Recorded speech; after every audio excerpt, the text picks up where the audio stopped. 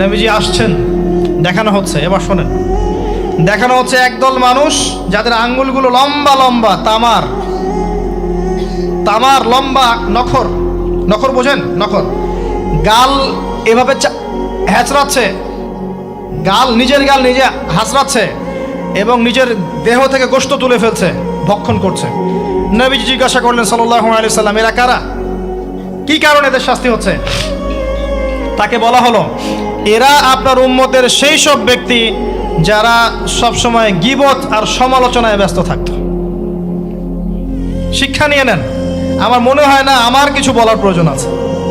এরা আপনার উম্মতের সেই সব ব্যক্তি যারা আপোষে গীবত, অপবাদ এবং সমালোচনায় ব্যস্ত থাকতো। তার মানে এই উম্মতের একটা বড় সমস্যা হবে গীবত।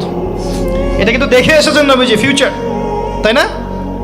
এটা বারজাখের শাস্তি চলছে, এটা অন্য একটা জগৎ যেটাকে আপনি এখানকার সময় স্থানকাল দিয়ে ব্যাখ্যা করতে পারবেন না। এটা টাইম ট্রাভেলিং এর মতো।